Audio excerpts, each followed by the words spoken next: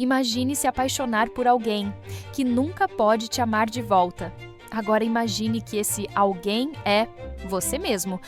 Essa é a história de Narciso, um dos mitos mais conhecidos da Grécia Antiga e talvez o mais atual. Narciso era tão bonito que por onde passava, corações se partiam e suspiros ecoavam, mas nenhum desses corações era o dele. Ele nunca se importava com ninguém além de si mesmo. Filho do deus rio Céfiso e da ninfa Liríope, Narciso nasceu na região da Beócia, cercado por águas, bosques e profecias. Ao nascer, sua mãe consultou Tirésias, o oráculo cego. Ele disse: seu filho terá uma vida longa, se nunca se conhecer. O tempo passou e o menino cresceu, belo como uma escultura viva, e tão frio quanto uma. Ninfas, pastores, moças e rapazes tentavam conquistar seu coração, mas Narciso desprezava todos. Um dia, uma delas, a ninfa Eco, se apaixonou por ele. Mas Eco havia sido amaldiçoada por Hera. Só podia repetir as últimas palavras que ouvia.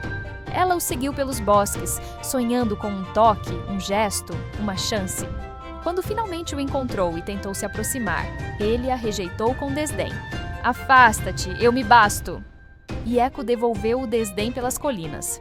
Despedaçada, Eco definhou até que sua carne virou pedra e apenas a voz restou, vagando, lembrando-nos das palavras jogadas ao vento. Nêmesis, deusa da retribuição, viu a crueldade de Narciso e decidiu dar-lhe uma lição. Um dia, vagando sozinho por um bosque, Narciso encontrou uma lagoa. A água era tão pura e calma que parecia vidro. Ele se abaixou para beber. E então viu um rosto, perfeito, intenso, hipnotizante. Narciso ficou imóvel, fascinado, encantado, perdido. Mas o que ele via era o próprio reflexo. Sem saber, apaixonou-se por si mesmo. Tentou tocar, beijar, falar, mas tudo se desfazia em círculos na água. Dias e noites passaram. Ele já não comia, não dormia, apenas olhava. Preso em um amor impossível, Narciso enfraqueceu. No fim, seu corpo caiu sobre a relva. Seu rosto tocou a água uma última vez. Dizem que, no lugar do corpo, nasceu uma flor delicada de pétalas brancas e centro dourado. Um narciso que se inclina sobre espelhos d'água até hoje. Uma lembrança eterna de que até a beleza pode ser mortal. Mas o mito não ficou no passado.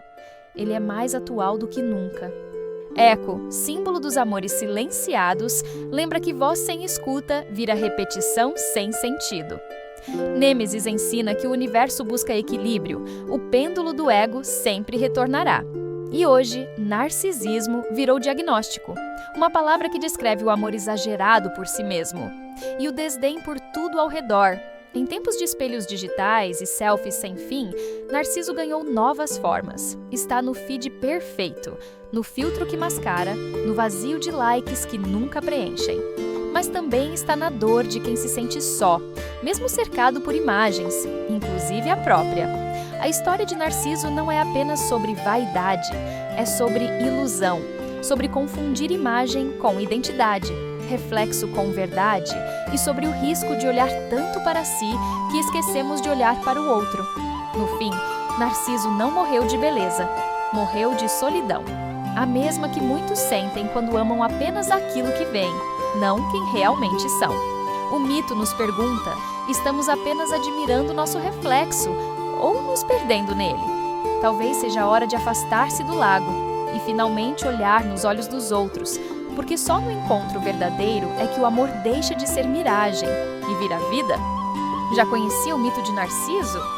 Se gostou dessa história, acho que irá gostar dessa também. Até a próxima!